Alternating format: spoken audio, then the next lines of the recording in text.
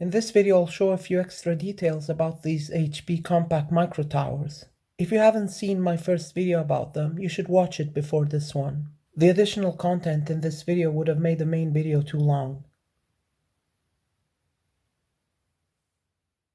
So I've decided to put the optical drive back in the 6000. So now these two computers look even more similar. The 6000 is the one that came with the DVD drive with light scribe support, while the 6000 doesn't support that. Whenever the 6000 is turned on after changing a SATA peripheral, this comes up so you can make sure it's set up correctly. The 6300 doesn't do this, it continues booting up as normal. In my last video I was using the VGA output with the 6000. Now I'm using its DisplayPort output. Because it's digital instead of analog, it looks more crisp. Text mode is displayed at 640 by 480.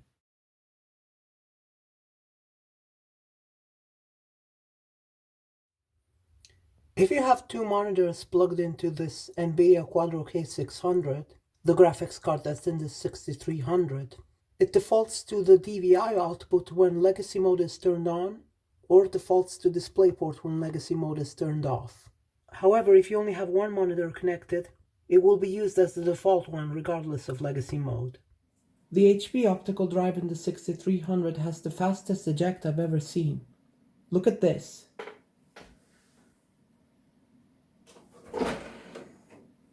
This one ejects really quickly.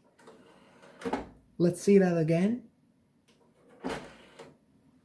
And compare with the other one.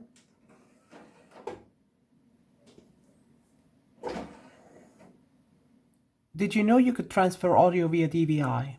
This was news to me until I plugged in this computer to this HDMI monitor with the DVI to HDMI cable. As you can see, the audio output is going to this monitor. And over here, I can set the default output to NVIDIA High Definition Audio. However, this BenQ monitor doesn't have speakers. The only way to hear sound from something plugged into the HDMI input is with the headphone jack.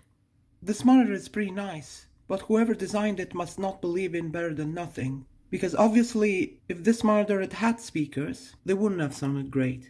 However, the bigger problem when playing audio from this graphics card is that there's always delay when a sound starts playing. The audio stuff is perfectly in sync with the video stuff, but there's always like a half-second delay, which makes things like video editing rather difficult. Because if you want to play like a really short piece of a clip, you can't hear it at all. I'm not sure if it's a fault of this graphics card or the monitor, so I just use the internal Realtek sound card, either from the included speaker or from the computer's headphone jack.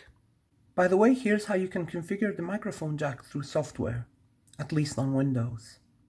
Here's what this 2009 HP Compaq looks like compared to this 2008 HP Pavilion. The difference between consumer grade and business grade. As someone helpfully pointed out in the last video, the insides of these computers are a bit dusty. It wasn't a big concern for me because the temperatures are pretty good, and they're not that dusty. But I've got a can of compressed air, so let's dust these computers off a bit.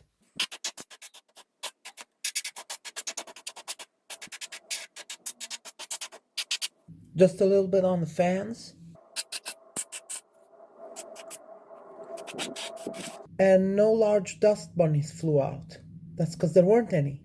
I'll also remove the front panel here,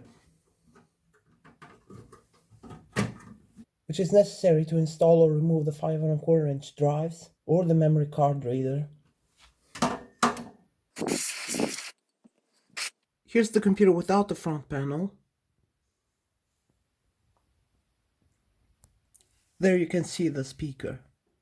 And now I'll do the same with the 6300.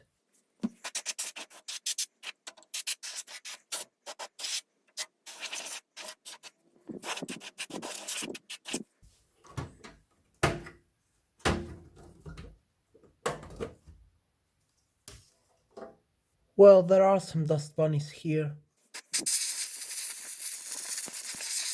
It's just blown them up all across the room. Even some inside the computer, but I can just dust that off again. Again, not perfect, but much better than before. And my hand is freezing holding this can that's getting colder and colder as I use it. Really gotta vacuum the room after this.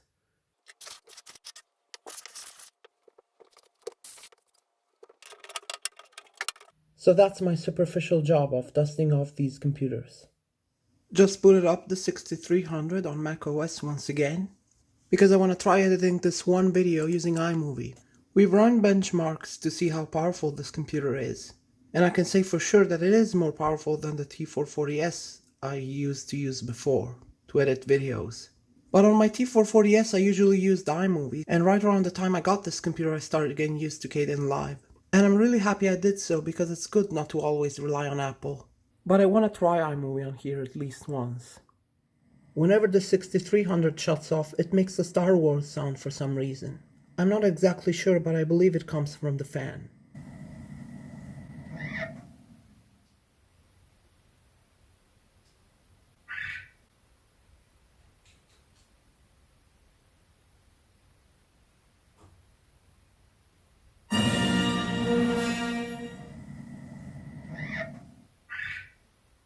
So even though I've just shut it off, I need to turn it back on to keep editing. Thank you for watching.